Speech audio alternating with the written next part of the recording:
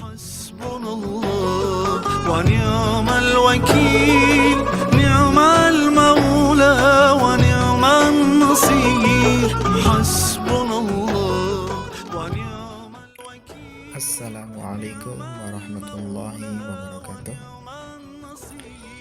Bagaimana kabarnya kalian semua? Semoga senantiasa sehat selalu dan semoga kita semua selalu dalam lindungan Allah Subhanahu wa taala. Amin amin ya rabbal alamin. Sebelum kita memulai pelajaran, marilah kita baca bismillah terlebih dahulu dengan harapan agar ilmu yang kita dapat pada pertemuan kali ini bisa bermanfaat. Bismillahirrahmanirrahim. Oke, lanjut.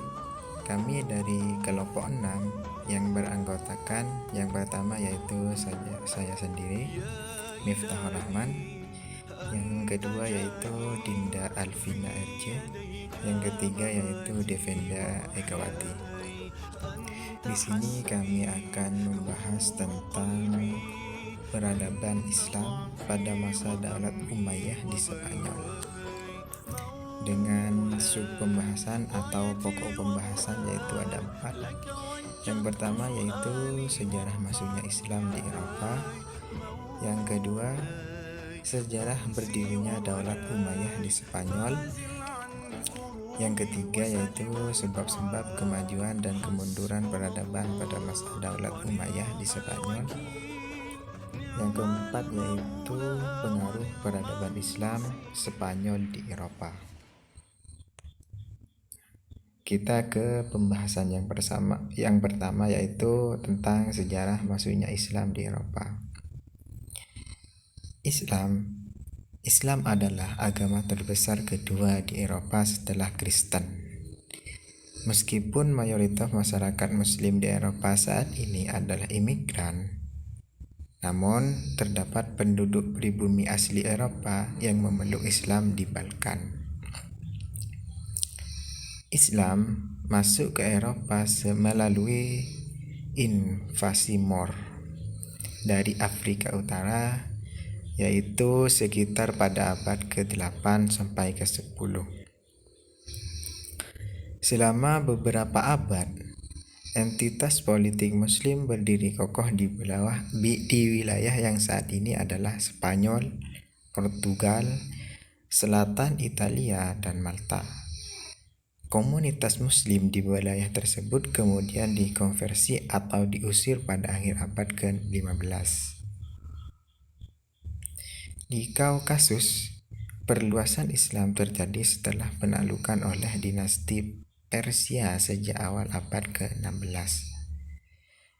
Kesultanan Utsmaniyah menyebabkan Islam ke Eropa Tenggara melalui penaklukan sebagai besar Kekaisaran Bizantium pada abad ke-14 dan 15.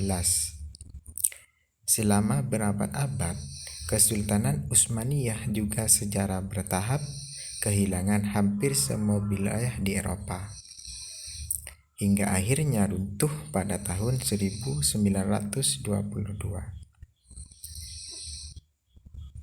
Penduduk asli yang memeluk Islam di negara-negara di Balkan saat ini memiliki populasi yang besar, walaupun mayoritas berpaham sekuler.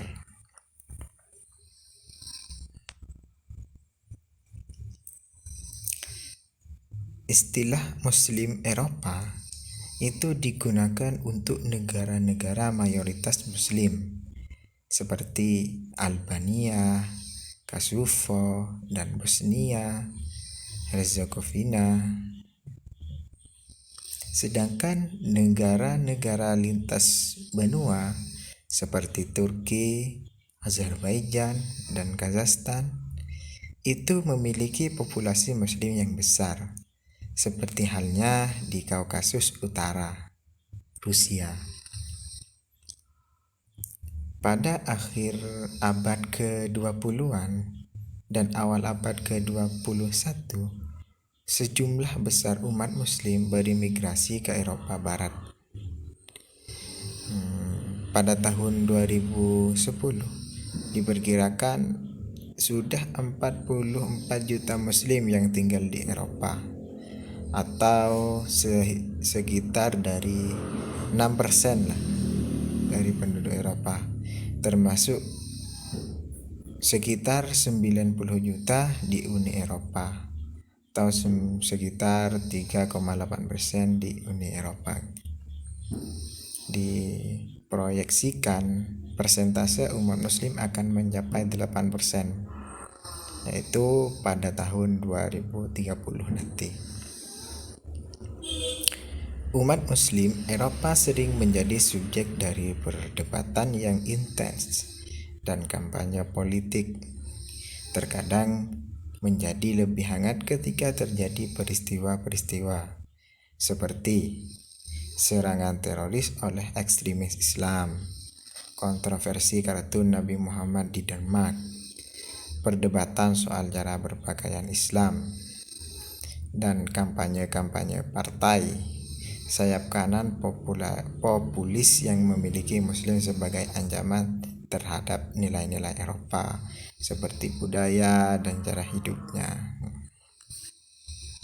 Peristiwa tersebut juga telah memicu perdebatan yang berkembang mengenai topik Islamofobia, sikap terhadap muslim dan partai kanan. Mungkin itu hanya sekilas sejarah tentang masuknya Islam di Eropa. Apabila ada yang kurang lengkap, mungkin nanti bisa ditambahi oleh dosen pembimbing. Cukup sekian dari saya, kurang dan lebihnya mohon maaf. Dan selanjutnya akan dilanjutkan oleh teman saya, yaitu Dinda Alfinya RJ, yang akan menjelaskan tentang sejarah berdirinya Daulat Umayyah di Spanyol. Saya Dinda Alfina Roihatul Jannah dengan NIM T20187030 akan melanjutkan pemaparan materi yang selanjutnya, yaitu tentang sejarah berdirinya Daulat Umayyah di Spanyol. Islam pertama kali masuk ke Spanyol pada tahun 711 Masehi melalui jalur Afrika Utara. Spanyol sebelum kedatangan Islam dikenal dengan nama Liberia atau Asbania, kemudian disebut Andalusia. Sedang sebelum penaklukan Spanyol, umat Islam telah menguasai Afrika Utara dan menjadikannya sebagai salah satu provinsi dari dinasti Bani Umayyah. Dinasti Umayyah merupakan kerajaan yang berkuasa setelah rampungnya kepemimpinan Ali bin Abi Thalib. Karena kewafatannya, lalu naiklah Muawiyah bin Abi Sufyan sebagai khalifah pertama untuk dinasti ini. Dinasti ini menyebar ke wilayah Suriah sampai ke Spanyol selama 90 tahun, periode tahun 661 sampai 750 Masehi. Namun pada saat itu terjadi pertikaian dan pembersihan secara luas oleh dinasti Abbasiyah pada tahun 750 Masehi, sehingga hampir seluruh anggota keluarga dari dinasti Umayyah dibunuh. Namun hanya ada satu anggota yang berhasil meloloskan diri, yaitu Abdurrahman. Beliau dijuluki sebagai Ad-Dakhil karena telah melakukan ekspansi dan berhasil mendirikan dinasti di Andalusia pada tahun 755 Masehi, yang mana sebelumnya Andalusia merupakan suatu tempat yang pernah ditaklukkan oleh Tariq bin Ziyad dan dua utusan lainnya pada saat pemerintahan Al-Walid I tahun periode 705 sampai 715 Masehi. Namun pada saat itu Abdurrahman melarikan diri ke Andalusia dan dinasti Abbasiyah menjadi penguasa dan pusat kerajaan Islam pada saat itu. Pada saat itu pula Abdurrahman mendirikan dinasti Umayyah untuk yang kedua kalinya setelah seluruh anggota keluarganya dibunuh yang berpusat di Andalusia, dan ia tidak tunduk pada dinasti Abbasiyah yang menjadi pusat kerajaan Islam. Dengan mendirikannya Masjid Cordoba di masa pemerintahan Abdurrahman I menjadi bukti bahwa Islam sangat maju dalam bidang agama dan arsitektur. Masjid itu hingga saat ini masih berdiri kokoh meski telah berubah menjadi gereja setelah penaklukan yang dilakukan oleh pasukan Kristen. Pembangunan masjid dan aktivitas di dalamnya dilanjutkan oleh amir-amir yang berikutnya. Selain Abdurrahman, Al-Hakam I dengan masa pemerintahan 796 Masehi sampai 822 Masehi juga berperan dalam kemajuan militer. Al-Hakam yang memprakarsai adanya tentara bayaran. Sedangkan Abdurrahman dikenal sebagai pecinta ilmu, yang mana kemajuannya dalam bidang pendidikan dibuktikan dengan adanya Universitas Cordoba yang pada masa pemerintahan Abdurrahman itu sangat banyak sekali mahasiswa yang belajar dari sana. Dari berbagai negara Eropa, tidak hanya umat muslim saja, melainkan juga umat Kristen yang menuntut ilmu di universitas tersebut. Hingga pada pemerintahan Al-Hakam II, ia mendirikan sekolah sebanyak 27 sekolah dan 70 gedung perpustakaan. Anak-anak miskin pun disekolahkan secara gratis di sekolah yang telah ia bangun. Nah, kemajuan dalam berbagai bidang mulai surut saat Hisham II menjabat sebagai pemimpin yang di usianya masih 11 tahun. Maka secara de facto, kepemimpinan dipegang oleh para staf, meski secara de jure ia yang bergelar menjadi pemimpin. Dari sinilah awal mula terjadinya perpecahan yang kemudian menyebabkan terbaginya kerajaan-kerajaan kecil atau muluk at-tawaif. Terima kasih, sekian materi dari saya. Untuk materi yang selanjutnya akan disampaikan oleh pemateri yang selanjutnya. Assalamualaikum warahmatullahi wabarakatuh. Perkenalkan, nama saya Devinda Ekawati, NIM T20187039.